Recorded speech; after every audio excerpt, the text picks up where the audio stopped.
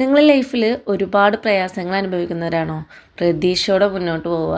ഒരു കയറ്റം ഉണ്ടെങ്കിൽ ഒരു ഇറക്കം ഉണ്ടാവുന്നതാണല്ലോ. അതുപോലെ തന്നെ എത്ര വലിയ സങ്കടമാണെങ്കിലും അതൊക്കെ ഒരു നാൾ കലങ്ങി തെളിഞ്ഞ് ഒരു വലിയ സന്തോഷം നമ്മളെ കാത്തിരിക്കുന്നുണ്ടാവും. പ്രയാസങ്ങൾ അനുഭവിക്കാത്ത മനുഷ്യരില്ല. നമ്മളെല്ലാവരും മനുഷ്യന്മാരാണ് അല്ലേ? എല്ലാവരുടെ ജീവിതത്തിലും ഉണ്ടാവും ചെറിയ ചെറിയ പ്രശ്നങ്ങൾ.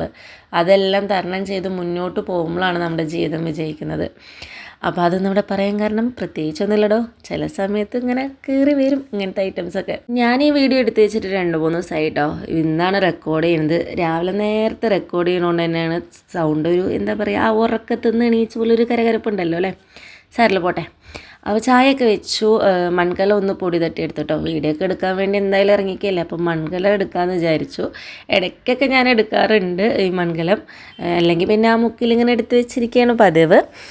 അങ്ങനെ 2 ഗ്ലാസ് അരിയാണ് കേട്ടോ ഞാൻ എടുക്കുന്നത്. നല്ലോണം അങ്ങോട്ട് കഴുകി കുട്ടപ്പനാക്കി എടുക്കും. എന്താണെന്നറിയില്ല, ഈ അരി, ചിക്കൻ, ബീഫ് അങ്ങനത്തെ ഐറ്റംസൊക്കെ വാങ്ങുമ്പോൾ കഴുകി കുട്ടിയില്ലാണ്ടാക്കാൻ പറയില്ല, കുളിപ്പിച്ച് കുട്ടിയില്ലാണ്ടാക്കാൻ പറയില്ല. ആ ഒരു അവസ്ഥയാണ് കേട്ടോ. കഴുകി അവിടെ അങ്ങനെ നിൽക്കും. വെള്ളം ചൂടായിട്ടൊന്നും ഉണ്ടായിരുന്നില്ല. അതിന് മുമ്പ് തന്നെ ഞാൻ കൊണ്ടരിയിട്ട് കേട്ടോ. ഇനി 2 പേരും കൂടി അങ്ങോട്ട് പരസ്പരം ചൂടായിട്ട് തിളച്ചോട്ടെ എന്ന് വിചാരിച്ചു. അരിയൊക്കെ ഇട്ട ശേഷം ഇനി എന്താ കറി വെക്കുകയെന്ന് ആലോചിച്ച് കുറച്ച് നേരം അങ്ങനെ നിന്നു. ഫ്രിഡ്ജ് തുറന്ന് നോക്കിയപ്പോൾ തലേ ദിവസം എടുത്ത പുളിൻ്റെ ബാലൻസ് അതിലുണ്ടായിരുന്നു കേട്ടോ. അത് കൊണ്ടുവന്നിട്ട് ഇതാ വെള്ളത്തിലിടുന്നുണ്ട്. അതിൻ്റെ കൂടെ കുറച്ച് പുളിയും കൂടി ആഡ് ചെയ്തിട്ടുണ്ട്. കുറേ ദിവസം ഈ തേങ്ങ അരച്ച കറിയൊക്കെ കൂട്ടിക്കഴിഞ്ഞാൽ പിന്നെ ഈ പുളിച്ചാറ്, രസം, തേങ്ങ അരയ്ക്കാത്ത കറികളോടാണ് കേട്ടോ ഇഷ്ടം. കഴിഞ്ഞ ദിവസം പച്ചക്കറി കൊണ്ട് വന്നപ്പോൾ 4 കിലോ കൂർക്കെന്ന് പറയും എന്നുള്ള സൗണ്ട് കേട്ടിട്ടാണ് കേട്ടോ ഞാൻ പോയി നോക്കി കൂർക്കൻ്റെ വലിപ്പം കണ്ടപ്പോൾ ഒന്ന് നെട്ടി. എന്നാലും 1 കിലോ വാങ്ങി. കാരണം കൂർക്ക് അത്ര ഇഷ്ടമാണ് കേട്ടോ. കൂർക്ക് ഇഷ്ടമുള്ളവരുണ്ടെങ്കിൽ ഒന്ന് കമൻറ്റ് ചെയ്യണേ. ചേന വറുത്തെടുക്കാമെന്നാണ് വിചാരിച്ചിട്ടുള്ളത്. ചേനയൊക്കെ ഒന്ന് ക്ലീൻ ചെയ്ത് കൊടുത്താലും ഉമ്മ അരിഞ്ഞു തരും. അപ്പോൾ ആ പണി എനിക്ക് ലാഭിക്കാമല്ലോ. ഇതിൻ്റെ ഇടയിൽ കൂടെ റെസ്ലുവിൻ്റെ പിന്നാലെ അങ്ങോട്ടും ഇങ്ങോട്ടൊക്കെ ഇങ്ങനെ നടക്കണം കേട്ടോ. ഒന്ന് കുത്തി പൊന്തിച്ച് മദ്രസയ്ക്ക് പറഞ്ഞയക്കണമെന്നുണ്ടെങ്കിൽ കുറച്ച് പാടാണ്. അതിരാവിലെ എണീക്കാനേ കുറച്ച് മടിയാണ്. എണീച്ച് കഴിഞ്ഞാൽ ആൾ ഉഷാറാണേ. അങ്ങനെ ഉമ്മമാൻ്റെ അടുത്ത് എന്തൊക്കെയോ പറയണം കേട്ടോ. ഞാനും എണീക്ക് മോനെ പറഞ്ഞിട്ട് ഇങ്ങനെ വിളിക്കും. ഉമ്മമ്മ അതിൻ്റെ കൂടെ നിന്നിട്ട് ഓരോന്ന് പറയുമ്പോഴേ അവന് പിന്നെ മൊത്തത്തിൽ കലിയാവും. ഇക്കാൻ്റെ ഉമ്മാനെ അവന് ഉമ്മമ്മ തന്നെയാണ് കേട്ടോ വിളിക്കാറ്. വാപ്പമ്മ എന്നൊന്നും വിളിക്കാറില്ല. അങ്ങനെ 2 പേരും കൂടിയിട്ട് മദ്രസയ്ക്ക് പോവുകയാണ്.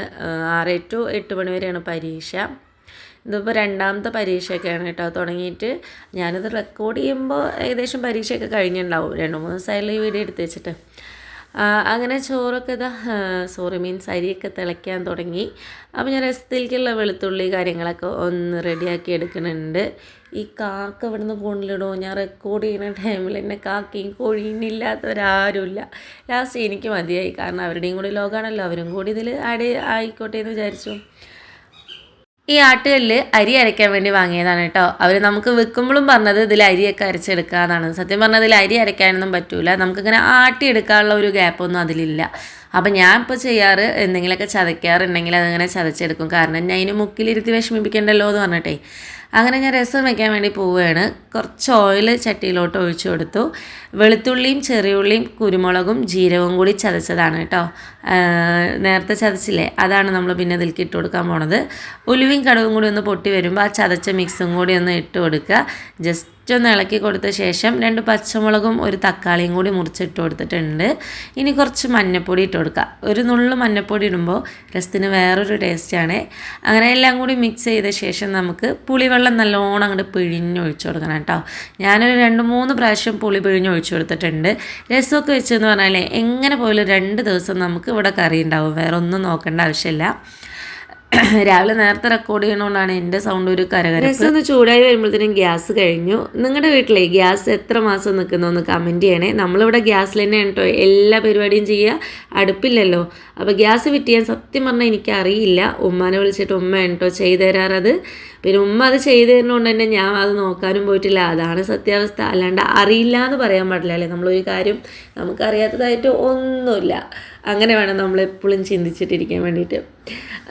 ഞാൻ വെറുതെ പറഞ്ഞ കേട്ടോ. അപ്പോൾ പാത്രമൊക്കെ പെട്ടെന്ന് കഴുകിയെടുത്തു. ചോറ് മാറ്റിയെടുക്കുന്നുണ്ട്. ചോറ് വാട്ടുന്നതിൻ്റെ ഇടയിൽ എൻ്റെ ചട്ടി പടോന്നൊന്ന് വീണു കേട്ടോ. ഞാൻ സത്യം പറഞ്ഞാൽ പേടിച്ചു, ഇന്നത്തെ ചോറ് വെള്ളത്തിലായോന്ന്. മൺചട്ടിയല്ലേ, വാറ്റുമ്പോൾ നോക്കി വാറ്റിയിട്ടില്ലേ നല്ല പണി കിട്ടും. പിന്നെ വീണ്ടും എന്താ ചായ വെക്കുന്നുണ്ട്. രാവിലത്തെ ചായ കുടിച്ചതൊന്നും അങ്ങോട്ട് ശരിയായില്ല. പിന്നെ കെട്ടുവനിക്ക് ഇടയ്ക്കിടയ്ക്ക് ചായ വേണ്ടതുകൊണ്ട് ആൾക്കൊരു ഹാപ്പി ആവും ചായ കൊണ്ടുപോയി കൊടുക്കുമ്പോൾ. ഈ ഗ്യാപ്പിൽ അടുക്കളയൊക്കെ പോയി. ഇങ്ങനെ തന്നെയാണ്, നോക്കി നിൽക്കുമ്പോൾ ആൾ തിളക്കില്ല. നമ്മളൊന്ന് അങ്ങോട്ടും ഇങ്ങോട്ടും തിരിഞ്ഞാൽ മൊത്തത്തിൽ തിളച്ച് പോകും. തിളച്ച് പോണതാ പാട് അതൊന്ന് വൃത്തിയാക്കി എടുക്കണ്ടേ, അതാണ് ആകെയുള്ള മടി എന്ന് പറയുന്നത്. പിന്നെ അതൊക്കെ ക്ലീൻ ചെയ്തു. ഇതിൻ്റെ ഇടയിൽ കൂടെ ഞാൻ അടിച്ചൊക്കെ വാരിയിട്ടുണ്ടായിരുന്നു കേട്ടോ. അടുക്കള മൊത്തം ക്ലീൻ ചെയ്ത് സെറ്റാക്കി വെച്ചു. അങ്ങനെ രണ്ടുപേരും കൂടി ഇരുന്ന് ചായയൊക്കെ കുടിച്ചു. ഒരു 7 മണിയാകുമ്പോൾ പിന്നെ ഞങ്ങൾക്ക് കൊണ്ടുപോകാനുള്ള ചേന വറുത്തെടുക്കണം. രണ്ടുപേർക്കും ഡ്യൂട്ടിക്ക് പോകണം, എനിക്ക് ഓഫീസിലേക്കും പോകണം, ഇക്കാൻ്റെ വർക്കിലും കയറണം. അപ്പോൾ ഞങ്ങളുടെ വർക്ക് എന്താണെന്ന് വെച്ചാൽ ഞാൻ ഫ്രണ്ട് ഓഫീസാണ് കേട്ടോ. ബില്ലിങ്ങും ക്യാഷും എല്ലാം ഉണ്ട്. ഇക്ക പെട്രോൾ പമ്പിലാണ് ജോലി ചെയ്യണത്. പിന്നെ ചേനയൊക്കെ വറുത്തെടുത്തു. നല്ല തിളച്ച എണ്ണയിലോട്ട് ചേന അങ്ങോട്ട് കോരിയിട്ട് കൊടുക്കുക. ആ മസാലയിലൊക്കെ ഇങ്ങനെ കൊഴിഞ്ഞെടുക്കുന്ന ചേന എണ്ണയിലൊക്കെ ഇട്ട് വറുത്തെടുത്താലേ നല്ല ടേസ്റ്റാണോ. അപ്പോൾ അടുക്കളയൊക്കെ ഇതാ പെട്ടെന്ന് തന്നെ ക്ലീൻ ചെയ്ത് എടുത്തിട്ടുണ്ട്. ഇന്നാലും ചുളിപ്പണിയൊന്നും സത്യം പറഞ്ഞാൽ തുടങ്ങിയിട്ടില്ല കേട്ടോ. ഒക്കെ ഇന്നൊന്ന് മെല്ലെ തുടങ്ങണം. അങ്ങനെ 2 പേർക്കുള്ള ചോറൊക്കെ ടിഫിനിലാക്കുന്നുണ്ട്. കുറച്ച് ചോറേ ഞാൻ കൊണ്ടുപോകുള്ളൂ കേട്ടോ. ഇതാണ്ടോ പകുതി ആക്കുള്ളൂ. ഒരു 2 കരണ്ടി ചോറ്. ചേന ഞങ്ങൾക്കുള്ളത് മാത്രമാണ് കേട്ടോ വറുത്തെടുത്ത്. ബാക്കി പിന്നെ ഉമ്മ കഴിക്കുമ്പോൾ ഉച്ചയ്ക്ക് വറുത്തെടുക്കും. ഇന്നൊക്കെ എൻ്റെ ചാറ് ഒഴിക്കുന്ന പാത്രത്തിലാണ് കേട്ടോ ഞാൻ ചേന കൊണ്ടുപോകുന്നത്. ഞാൻ എപ്പോഴെങ്കിലൊക്കെ ഫുഡ് കൊണ്ടുപോകാറുള്ളൂ, കാരണം എനിക്ക് ഫുഡ് അവിടെ കിട്ടും. പക്ഷെ എന്നാലും വീട്ടിലത്തെ ഫുഡ് കഴിക്കുമ്പോൾ ഒരു പ്രത്യേക ടേസ്റ്റാണ്. അതുകൊണ്ട് ഞാൻ ഫുഡൊക്കെ കൊണ്ടുപോകാറുണ്ട്. പിന്നെ പെട്ടെന്ന് തന്നെ റെഡിയായി. അധികം മേക്കപ്പൊന്നുമില്ല, എന്നാലും ചെറുതായിട്ട് കേട്ടോ. ഇങ്ങനെ കുറേ ഐറ്റംസ് ഒന്നുമില്ല എൻ്റെ അടുത്ത്. ഒരു സൺസ്ക്രീം ഇട്ടിട്ട് വൈറ്റ് കൊണ്ട് ക്രീം ഇട്ട് കൊടുക്കും, അത്ര തന്നെ, വേറെ ഒന്നും ഇടുമൊന്നുമില്ല. പിന്നെ റസ്ലുവിനോട് ഓരോന്നും ഇങ്ങനെ പറയാണ് കേട്ടോ. സ്കൂളിൽ പോകുമ്പോഴത്തേനും അങ്ങനെ ചെയ്യ് ഇങ്ങനെ ചെയ്യ്, കുളിക്ക്, ഉമ്മമ്മ പറഞ്ഞ അനുസരിക്ക്, അങ്ങനെ കുറേ ഇൻസ്ട്രക്ഷനൊക്കെ റസ്ലുവിന് കൊടുത്തിട്ടാണ് കേട്ടോ പോവാറ്. അവനിക്കത് കേട്ട് മതിയായിട്ടുണ്ടാവും, എന്നാലും അവൻ കുറച്ച് ഉമ്മാനെ കളിപ്പിക്കും. അങ്ങനെ ഫുഡൊക്കെ ആക്കി ഞങ്ങൾ 2 പേരും കൂടി ഡ്യൂട്ടിക്ക് പോവുകയാണ്.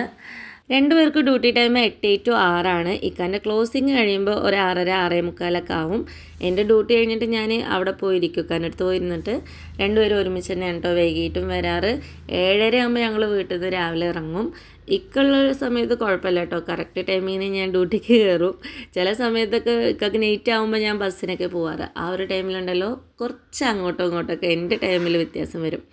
അങ്ങനെ ഞങ്ങളിത് മീൻസ് ഓഫീസിലെത്തിയിട്ടില്ല. അതിന് മുമ്പ് ഞങ്ങൾ സ്ഥിരമായിട്ട് ചായ കുടിക്കുന്ന ഒരു കുഞ്ഞ് ഷോപ്പാണ് കേട്ടോ ഇത്. ഇവിടുത്തെ അച്ഛനാണ് ഞാൻ നേരത്തെ കണ്ടത്. അങ്ങനെ ഇതാ ഞാൻ ഓഫീസിലെത്തി. ഇവിടെ എത്തിയാലേ ഇതാ എനിക്ക് ഒരു കോട്ടൊക്കെ ഉണ്ട് കേട്ടോ. ഇവിടെ പാൻറ്റും ഷർട്ടും കോട്ടും സൂട്ടൊക്കെ ആയിരുന്നു. ഞാൻ വന്നപ്പോൾ ഇതിന് ചെറിയൊരു മാറ്റം, കാരണം എനിക്ക് അതൊന്നും ഇടാൻ താല്പര്യമില്ലാത്തതുകൊണ്ട് ഞാൻ ഇങ്ങനെ മോഡലാക്കിയിട്ട് ചുരിദാറും പിന്നെ അതിൻ്റെ മുകളിൽ കോട്ട് എന്നുള്ള ആ ഒരു ആക്കി. അപ്പോൾ അവർക്കൊരു പ്രശ്നം ഉണ്ടായിരുന്നില്ല, നമുക്ക് ഏതാണോ കംഫർട്ട് അങ്ങനെ അത് ഇട്ടാൽ മതി എന്നാണ് കേട്ടോ പറഞ്ഞത്. ഇവിടെ വന്നിട്ടാണ് കേട്ടോ ഞാനൊന്ന് കണ്ണെഴുതി കൊടുക്കുക. കാരണം വണ്ടിയിൽ വരുമ്പോൾ കണ്ണെഴുതി എന്ന് പറഞ്ഞാൽ കാറ്റത്ത് കണ്ണിൽ കൂടെ വെള്ളം വന്നിട്ടേ മൊത്തത്തിൽ അത് അങ്ങോട്ട് കോളാവും. അപ്പോൾ ഇവിടെ വന്ന് ജസ്റ്റ് ഒന്ന് ഐലൈനറൊക്കെ ഇട്ട് ചെറുതായിട്ടൊരു ലിപ്സ്റ്റിക്കൊക്കെ ഒന്ന് ടച്ച് ചെയ്ത് കൊടുക്കും. ഇനി നെയ്റ്റുള്ള ആൾ ഡ്യൂട്ടി കഴിഞ്ഞ് ഇറങ്ങാൻ പോവുകയാണ്. അപ്പോൾ ആളുടെ അടുത്ത് ഇങ്ങനെ വർത്താനമൊക്കെ പറഞ്ഞിരിക്കുകയാണ് കേട്ടോ. അപ്പോൾ അത്രയൊക്കെ ഉള്ളൂ ഇന്നത്തെ വീഡിയോയും വിശേഷങ്ങളും. വീഡിയോ കണ്ട് ഇഷ്ടമാവണേ ലൈക്ക് ചെയ്യുക, സപ്പോർട്ട് ചെയ്യുക, കൂടെ നിൽക്കുക. Okay bye, Tata.